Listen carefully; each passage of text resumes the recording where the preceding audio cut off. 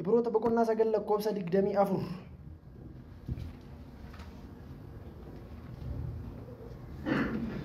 Ibroota 9:24 wal duukaa dubbifan dubbisuuf 2-3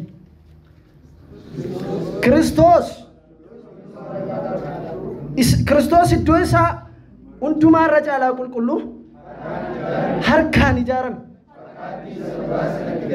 fakkaatti isa dhugaa sanatti maa galee miti inni bantii waaqaatti eenyu duratti iddootti amma waaqayyo duratti nuuf mul'atutti alaa wantichi maal sitti fakkaata ofiisaaf waaqayyotti mul'ata tun taane waa'ee warras jiraniif waaqayyotti mul'achuuf boqonnaa 17 Yohaannis boqonnaa 17 gaafa dubbattani waa'ee jara kanaaf moo ofan qulleessaa jedhe waa'ee jara kanaaf ofan qulleessaa biyya lafaa keessaa moo baasee isin kadhadhu biyyuma lafaa keessa isaatuu isaan jiranii si kadhadhe malee biyya lafaa keessaa baasee isin kadhadhu waa'ee isaaniitiif moo ofan qulleessaa amma iddootti abbaatti mul'achuu danda'u dhaabatee waan jiruuf abbaan biyya lafaa gaafa ilaalu siin gaafa ilaalu ilma isa hojii hundumaa xumuree mirga isaa ta'e waan arguuf mirgachuun baay'ee posiishinii akkasiif akkasii jechuun as jirta jechuun miti mirga waaqayyoo jechuun waaqayyooma keessa waan waaqayyo qabu waaqayyo mataa isaa keessa jechuudha malee ilma addana taa'e abbaan addana taa'e waan gargar taa'u wayiin qabu waaqayyo tokko qaamaan sadii isa keessa galuuf na itti fufna suutannee wal bifan noktaa kana maal jedha achitti galuun isaas lakkoofsa 85 akka hangafni luboota dhiiga my god elaa agartanii akka hangafa lubootaa isaa dhiiga ofii isaatii kan hin ta'in baatee deemu tun taane kan isaa miti jechuudha inni qabatee seenaa ture kan isaa miti ishi waggaa waggaatti iddoo isa hundumaa irra caalaa qulqulluu sanatti galu deddeebi'uu ofii isaa aarsaa dhiyeessuudhaaf miti ituu akkas ta'uudhaa baate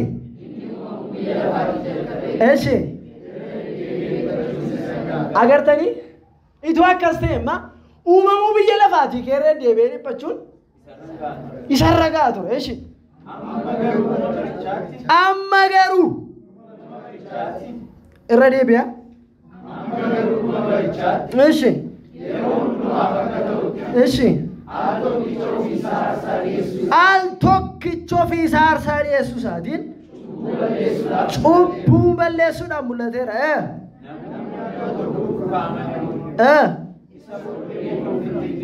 eeshi deemsa 8 akkasuma Kiristoos inni cubbuu namoota baay'ee baachuudhaaf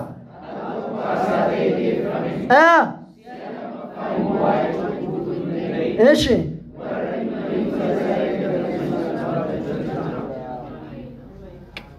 lammaffaa kan inni dhufuuf hojii isaa waan hin xumurreef tun taane warra xumurate sassaabbachuu malee warra guyyaa guyyaatti fannisuudhaaf yaalii godhaniif fannifamuu dhufa miti warra kaan itti faraduuf warra kana immoo sassaabbachuudhaaf dhufaadha al tokkicha bara baraaf kan godhe inni guddaan isa kana jechuudha Kiristoos lammaffaa waan hin qalamneef dhiigni dhangala'e malee cubbuun dhiifamuun akka hin jirre Ibroota 9:22 irraa ilaallu dubbii koo akka hin taane Ibroota 9:22 waaqayyo baratti cubbuu achi ilaalee bira darbe hin qabu Ibroota 9:22 dhugumayyuu akka maalitti eeshi wanti hundinuu dhiigaan hin qulleeffama jechuun hin danda'amu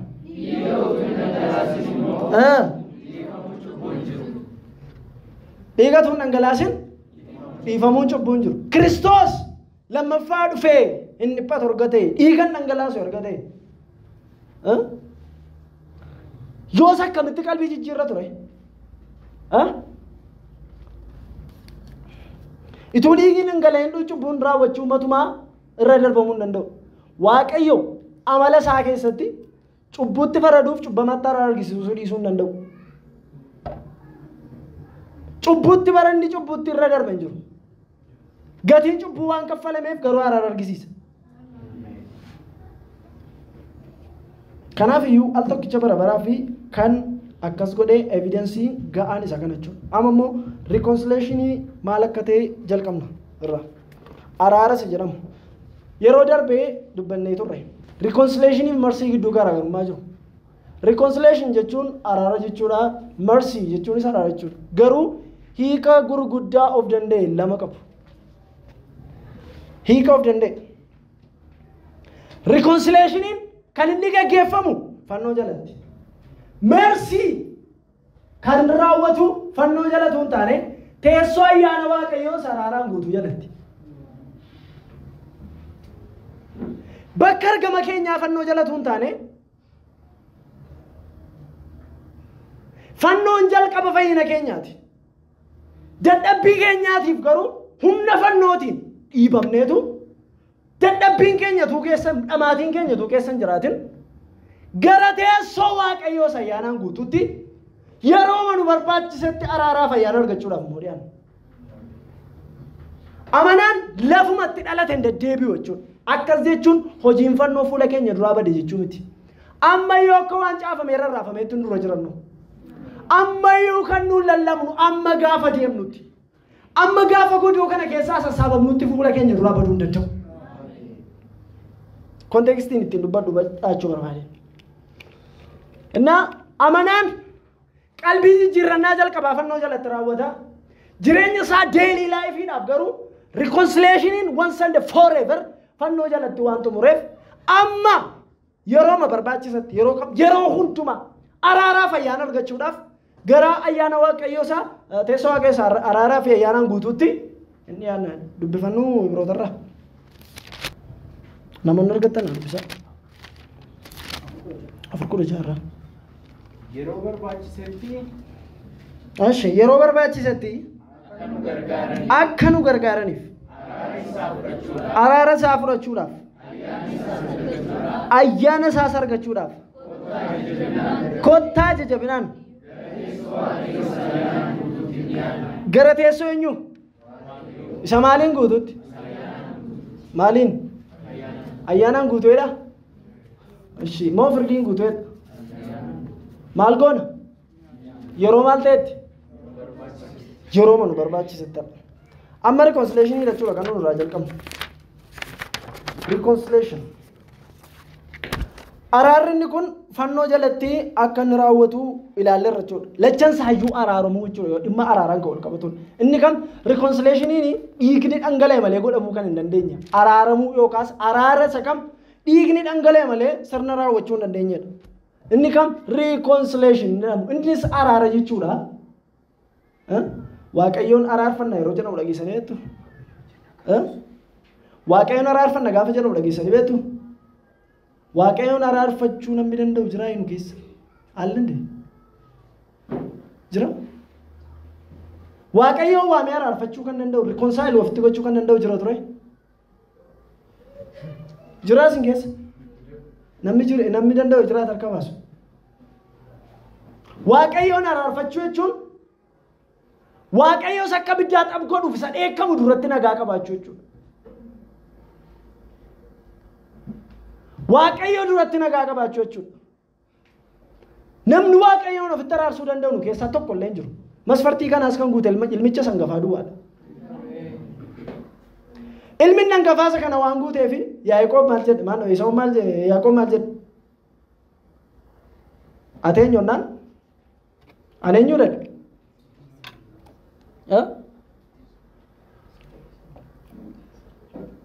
Beekan iyyuu ulaagaa eebbifamoo akka hin qabne waan beekuuf maqaa ofii isaatiin waamne abbaa isaa irratti. Maqaa ofii isaatiin waame tun taane maqaa obboleessa isaa sangafaa waammate. Badiinni gochaa jiruuf abbaan araara gochuuf hin danda'u. Sagaleen isaa Yaaqoobiin na fakkaatu iyyuu malee abbaan qaqqabatee arguu kan inni barbaadu dhanna isaa irraati. Gogaa ilma isaa sangafaa kan fakkaatu. Abbaan kan inni afaan isaa irraa dhagoo barbaadu maqaa ilmichaati. Ateenyaan maqaa isaa itti waamameetu maqaa ofii isaatiin taane isa godhee gaafachaas deebi'u harki isaa qaqqabatee dhamaatii bakkeetii ilma hangafaa dhamaa jiruun mana keessaa qotu sun eebbifame. Mana keessaa kan eebbifame isa qotisudha. Maaliif ennaan hojiin sun bakkeetti hojjechaa jiru waan nama dhibu hoolaan qalame immoo bakkeetti dhufe manuma keessa jira. Hoolaa bakkeetti dhufe miti kan abbaan harkarra kaa'e eebbise. Inni maa sobduu ture eenyummaan isaa sobaadha. Maqaamti isaayyuu sobduu jechuudha. Inni maa sobduu ture aca barbaarii ture. Garuu maqaa ilman gafaa waamee waan eebbifameef gaafa inni baqatee badu lafa onaa keessatti olitti baan wallaansoo qabuu jalqabe. Eewu wallaansoo qaba beektuu sin ati ittiin jedha waaqayyo namaa jinis waaqayyo jinis wallaansoo qabdeettan. Qaamni lafa sanatti wallaansoo qabee namas waaqas. Nama guutuudhas inni waaqas namaa jinis waaqa jechuun wallaansoo qabdeettan. Wallaansoo qabee raateetu dhumarratti hin qabe. Lafa jabina isaatii inni ittiin wallaansoo qabaa jirutti gaafa inni bu'u keekees sirnaan miilli jala deebi'e. Maal sii godhu maqaa koo jijjiirre. Ameen. Kana booda sobduu ture maqaan kee. Amma garuu sobduu jedhamtee tun taane Israa'el jedhamtee waamamte taane eebbisee gaddise. Gaafa dhufu yaaqeen okkolaa dhufe. Miila isaa gototaa. Jabina isaa inni ittiin wallaansoo qabaa ture waan jalaa bullaa'eef. Isa wallaansoo isa qabu irra dhaabachuu hin danda'u. Namni waaqayyoo wallaansoo qabu bullaa'edha macaafi.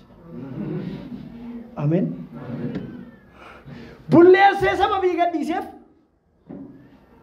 jalan deebisne okkolaa. Dhagna isaa keessa lafa inni itti bu'e amma yoonaa Israa'el keessatti nyaatamu. Ilmichaan tuqamuun waa lamaaf tokko eenyummaa geeddarachuuf lammaffaa qaama biraan akka hin nyaatamnetti milikkita fudhachuuf. Israa'el keessatti lafaanni qabame sun lafanni qabe namichichi qabe sun amma irraatti nyaatamu dha bajaaf. Tokkoffaa qaama biraan akka hin nyaatamneef lammaffaa immoo akka eebbifamtuuf sitti gochuudha. Tuqaatiin ilmichaa kanadha. Kanaaf reconciliation jechuun dhiiga qofaan raawwatamuu kan danda'u namni dhiiga dhangalaasu dhiiga qulqulluu dhiiga maqaa cubbuu keessa jira namni dhangalaasuu danda'u nama akkasii immoo hin jiru waan ta'eef ilma namaa keessa nama akkasii waan hin jirreef bakka nama akkasii hin jirretti ofiisaa ta'ee dhufe jechuudha. Kanaaf dhiigni dhangala'u malee cubbuun dhiifamuu waan hin dandeenyeef reconciliation araara isaa reconciliation jennee waamna. Eenyuyyuu ofii raawwachuu hin danda'u. Yoo waaqayyo ofii isaatiif qaama raawwatu erge malee. Isoo namtichi reconciliation gochuu danda'u mana fakkeenyaaf namni wayii tokko araaraadhaaf yookaas immoo namni gaafa gaa'ela dhaabbatu manatti gaafa waraqatee ergan nama akkamii erga. Ati waxxaatii dhaabbee muudiin kee ajaa'iba. Waxxaatii wasa saabeen ergaa. Barumsaan maatii bira gaafachuudha kan sana barumsaan gituu qabu yoo xiqqaate umuriidhaan gituu qabu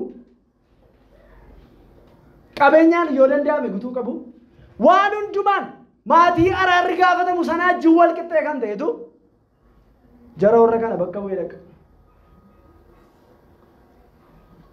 Nama keessa waaqayyoon qixxeen hin jiru. Namaan qixxeenis hin jiru nu bolcha caala baay'een isaanii. Namaan qixxee waaqayyoon qixxee asiin gidduu kan dhaabatu waan hin jirreef. Reconciliation inni kun bara baraan abbaa wajjin kan ture. Iyya ነበረ. Jalqabi isaa dhuma kan ta'e. Dhumni isaa jalqaba kan ta'e. Turaa kan ture. Maal jedhe isin ibsu adonaa fi wor jechaan qabu kan ibsuuf akkasumatti inni bara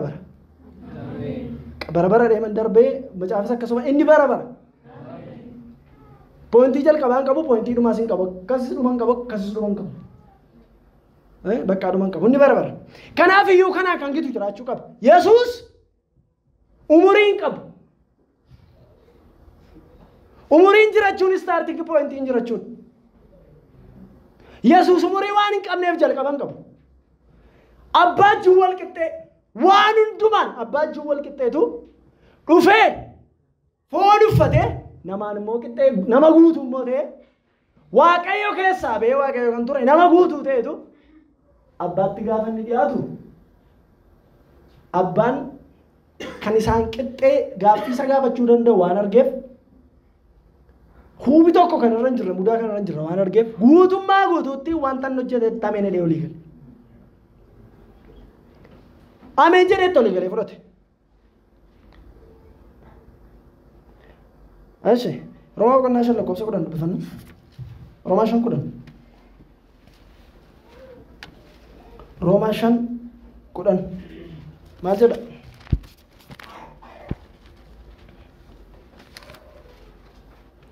Roomaa 5:10. Nuyi ammallee diinota utuma jirru du'a eenyuutiin? Eshi Waaqayyotti erga araaramne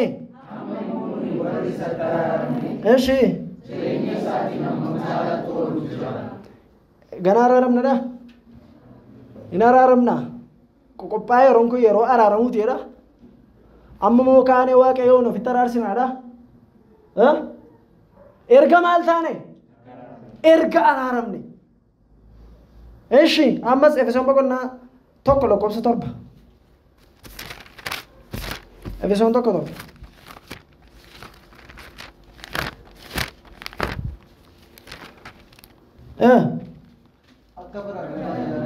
Akka badhaadhummaa ayyaana isaattis Kiristoos dhiiga isaanuuf dhangalaasuu isaatiin furamuu eshi ayyaanni isaa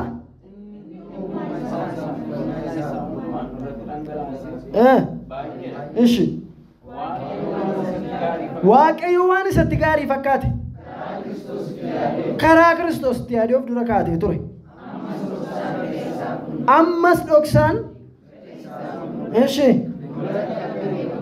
god amma laala dhiigi eenyuutiin dhiigi dhangalee malee dhiifamuu waan jirreef dhiiga isa dhangaleen araaramne. Once and forever araarri xumurameera jechuudha. Kanaafi tajaajila amantootatti kenname hojii araarsuu xumurame kana daddabarsuu jechuudha. Qorontos boqonnaa lammaffaa Qorontos boqonnaa 5 lakkoofsa 18 hanga 20 dubbii kana ilaalee waliin xumur deemnee dubbifannu kutaa kana 5:18 hanga 20 lammaffaa Qorontos 5:18 hanga 20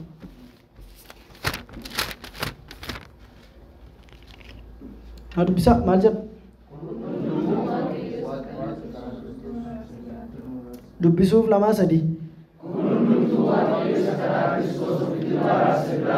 Ashi inni hojii araarsuu isaa kanas namootatti akka dabarsuuf nutis Waaqayyo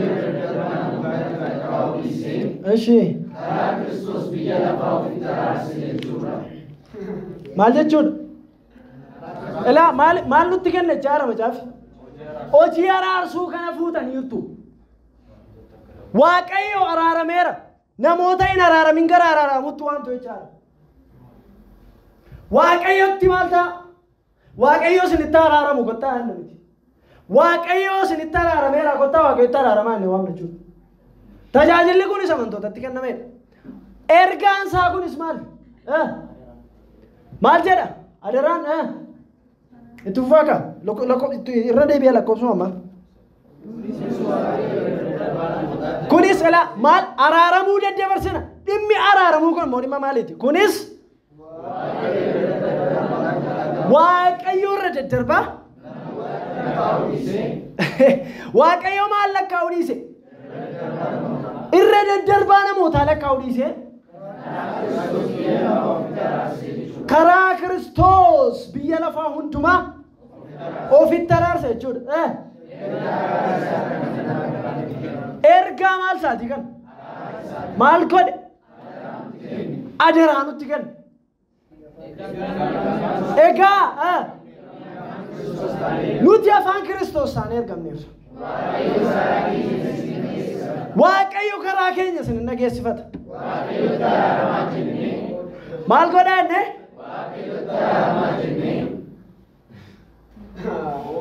Sitti araarama Waaqayyo jedhatu hin taane. Waaqayyo waan sitti araarameef maal jenna? Waaqayyo araaramaa jenne. Qooda Kiristoos. Eeshi.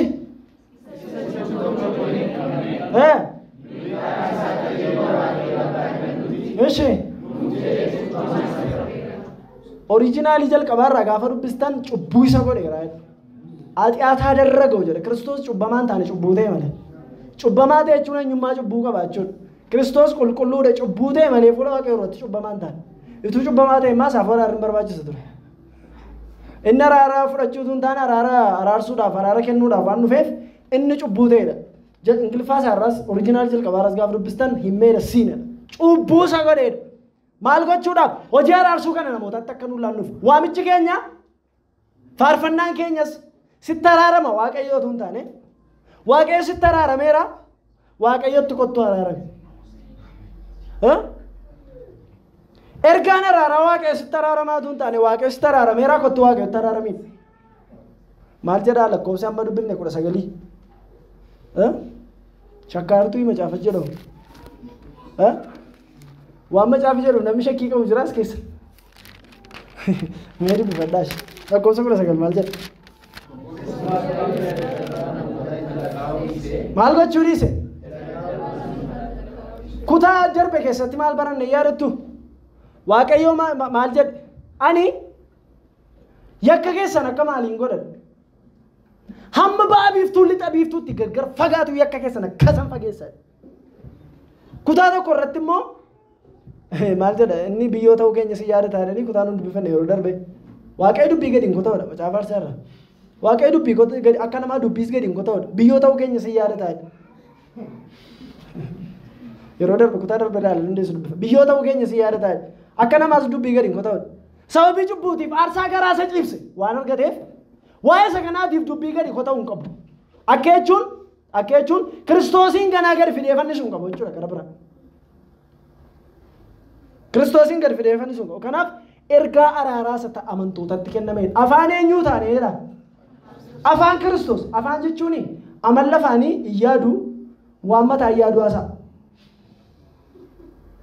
Afaan takkaa yaadi haasa'e hin beeku. Afaan waan mataan ajajee harka biraatiitti dhufu nyaachuuf afaan waan mataa yaade dubbachuu duwwaadha. Ofiisaaf yaadee afaan dubbatu jechuudha. Isin afaan taatan jechuun waan mataa keessanii ijaarrattanii dubbattu tun taane waan mataanii hojjetee fidee haasoftu jechuudha. Waan mataan xumuree nutti kenna ergaa araarsuuti. Inni immoo namoota gara Waaqayyootti kottaa araarama inni waamudha. Kottaa inni sagalee misiraachoo kana namatti himnee waamudha jechuudha. Kanaafi ergaa qalbii jijjiirrannaan one send forever ta'e dhiiga ganaa dhangalaafnee Waaqayyoon ofitti araarsuun erga hin qabnu ta'e obboleessi dadhabe tokko maal ta'a? Pointii tokko duwwaa dubbadheen xumura. Obboleessi dadhabe maal ta'a? Obboleessi dadhabe maal ta'uu qaba? Obboleettiin dadhabde maal ta'uu qabdi? Raawwateenu keessa fitsum namni ta'e hin jiru. Innis isa kana waan beekuufi mee biroota boqonnaa afur ammaarra deemnu kutaaba kana dubbisne xumurra. Biroota boqonnaa afur lakkoofsa 16 kaafnee dubbisanti jarraa isaatii kaafnee dubbisna. Hangafa lubaa akka beekanne ta'e achumaan ilaalle. Lakkoofsa 14. Egaa hangafa lubootaa isa guddicha bantiiwwan waaqaa keessa darbe Yesuus ilma Waaqayyoo erga qabaanne beeksisa amantii keenya jabeessine hin qaban. Cubbuutu irraa dhabame malee akka eenyu qorame? Akka keenya qorame qabna.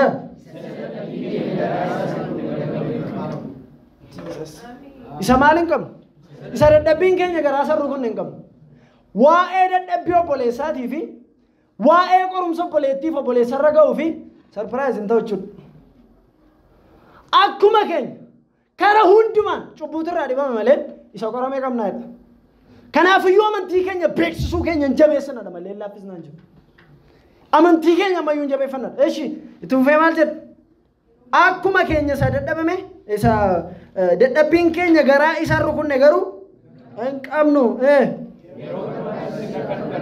Yeroo barbaachisetti akka nu gargaaraniif araara isaa fudhachuudhaaf ayyaana isaas argachuudhaaf kottaa gara maaliitti dhiyaannu? Waa'ee dadhabbii keessaniitiif maallaan jedhattanii hin qaana'inaa. Baay'ee gaafa dadhabu namni maal godha? Churchii baqatee tokkummaa balotaa baqatee gaafa namni baay'ee dadhabu. Biraazil gaafa baay'ee dadhabdee jirtu kan baay'ee si barbaachisu araaraa fayyaana waaqayyooti malee bakkee miti. Luba dadhabbii keetti si qaanessu mirga abbaatiin qabdu. Dadhabbii keen kan si ceephoo hin qabdu. Yeroo yaadni garaa keetii si ceephootti garuu hafuura wandumaarra caalee yaada garaa kee jajjabeessu. Humna sii kenna malee sooftii sii kennamti.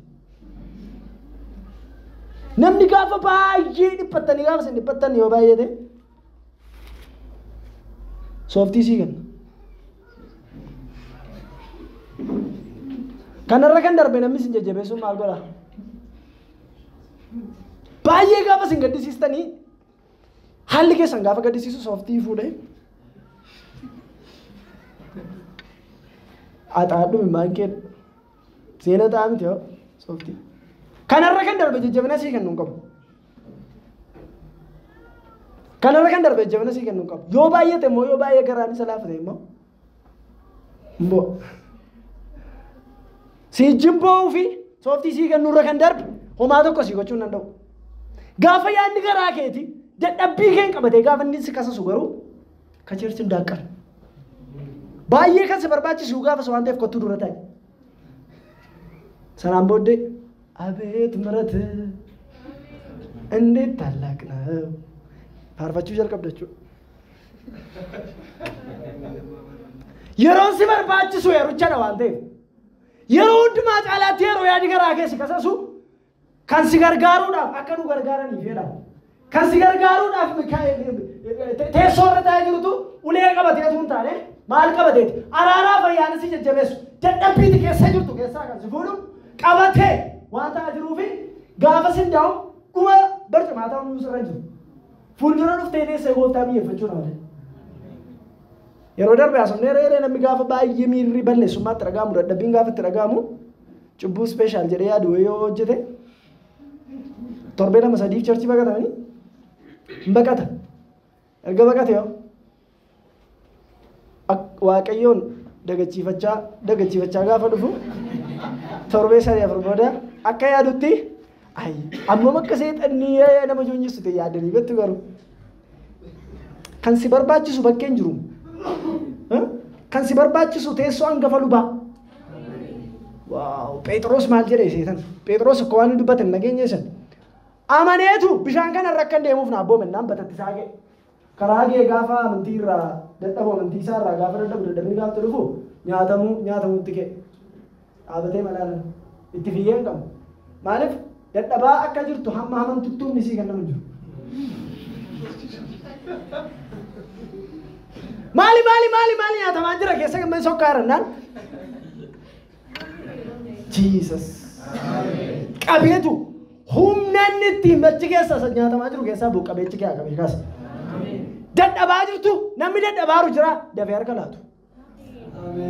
Namni baay'ee gooftaa jinaasa'uun isin jeellaasisaa jiru jira. Dadhabbiidhaan namni of kasasaa deemu obboleettiin of kasasutu as gidduu jirti. Obboleessi baay'ee of kasasaa deemu jira. Araarri fayyaanni waaqayyoo si barbaachisaa dafee harka kenna. Yeroo sana caalaatti hin barbaaddattu taanaan eenyu dhufee achi keessaa si fuudhuu hin danda'u. Harka laachuudha bakka alchaalkum. Ejjeen yaazeen. Bakka ejjeen yaazeen. Alchilim. Hin dandeenya harka koona qabi. Jireenyan keessaa bu'uu dandeenya ittiin seenu harka koona qabi. Araara kee fayyaana kee naa baay'isi. Waaw teessoo isaa duratti kuftaniitu gaafa isin araaraa fayyaana waamuutti kaatanii hafuurri qulqulluun sooftii qabateetu hin taane humna isin achi keessaa ittiin baatan qabatee Jaada garaa keessanii seexanis hin cephoo gaafa inni dhufu al tokkicha bara baraaf dhiiga Kiristoosiin akkasin qulleeffamtan. Akkasin ofirratti dubbattaniif kan Kiristoos akkasin taatan akkasin ofirratti dubbattaniif dubbii qabatee jajjabina qabateetu qaxxaree dhufa. Sana booddee riilaaksii taata nama haaraa taata. Bagaan kan keetee itti fuftu. Kan gooftaa ta'uun kana fa'aa qaba. Gooftaa dadhabbii keenya keessatti nu dhiisuu hin qabnu bakka. Namni nu keessaa baay'ee jabaate hin jiru. Namni baay'ee jabaatee jiru obsee yoo jiraate indaa'ee warqa ixxanqaqedha. Akka jechuun jabaadheen jirattee ofii yaadin guyyaatti itti jabaatte hin jiru yeroo hundumaa araarrii fayyaanni si barbaachisa. Arra torban kana fooyyeen qabaan hojjetu kiristaanummaa keessatti. Torban darbirra torban kana fooyyeen qabaan hin barbaachisu hin hojjetu. Akka jechuun konteekstii ittiin dubbadhu hubachaa deemuun gaarii. Akka jechuun maal jechuudha? Torban kana dubbiin hafuuraanatti jabaadha waan ta'eef araarrii fayyaanni nan barbaachisu kiristaanni jiraatu jiru. Baay'ee jabaa gaafa of seenu indaa'um yeroo sana nu barbaachisa araarri. Isa kam aqam isa jedhama jechuudha. Mercy aqam dadhabbii keessaa sana nama fuudhu. Isa namachi keessaa nama fuudhu. Malee achitti dhufee ati gatiin qabdu ati maaliin qabduun inni haasaa eenyuutu beektus haasaa gooftaa miti min gatiin qabduun haasaa gooftaa miti haasaa seexanichaati. Yaada garaatti fayyadameetu akkasin laficha wajjin turtaniif kan inni haasa'u malee baay'ee isinii yaadee miti. Bakka obboleessi keenya yeroo darbe fayyoon dubbateere achuma wajjin turraadha malee isinii yaadee miti. Baay'ee achuma wajjin turraadha malee isinii yaadee miti. Achuma wajjin turraadha waan ta'eef isa kanatti waa dhiyaatu hin galin. Waan barbaadde haasa'e dhuguma dadhabee maal seexanni koo waa dhugaa qabateetiin kan nama kasisu. Waan sobaa qabatee dhufu. Maal Iyyaasuu hangafa lubaa gaafa nammeessa nagarreessin. Dafqa isaatiin naqee gaafa nammeessu. Hangafi lubaan Iyyaasuu ija bishaanii torba qabatee Iyyaasuu dura jiru. Inni yakki Iyyaasuu guyyaa biyyattii guyyaa tokkotti akka irraa gaafamu duratti caafame duratti gaafa inni kassisuu dhaqu dhiisiyadha. Waa isaaf yoo ta'e inni akka maali ta'e barbadaa yookaan mukkuna bittee keessaa fuudhamee garuu maal yeroo suma sana immoo dafeetu uffata maal godhaadha uffatatti jijjiiraadha. Dadhabbii masaan dhaqee kasase. Amma hangafa lubaatti sin kasasu hin qabu seexan. Simaan sitti si kasasa. Waan waaqayyoo sin kasasaa sitti hin fakkaatin. Gaafa baay'ee dadhabdan araarrii fayyaanni waaqayyoo gaafa sin barbaachisu waan ta'eef gara gooftaatti fiigaa bakka. Fiigaa gara gooftaatti. Gooftaarraa baqatina gooftaa dadhabbii keessatti si qaanessu hin qabdu. Gooftaa dadhabbii keessatti sitti qaanoo hin qabdu. Gaafati jajjabaattus obboleessa koo deema sumaami. Gaafati baay'ee dadhabdus obboleessa koo deema sumaami. Guyyaatti sababii guyyaannitti sitti qaanaa hin jiru.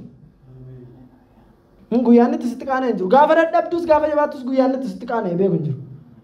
Guyyaa hundumaa Ibrahima boqonnaa 2 lakkoofsa 11 irratti inni isaan qulleessus warri qulleeffamanis kanuma abbaa tokkooti. Egaa inni isaan qulleessu sun obboloota koo jedhee isaan waamuutti. Baasii namni sitti qaanoo koo baay'ee jiraachuu danda'a.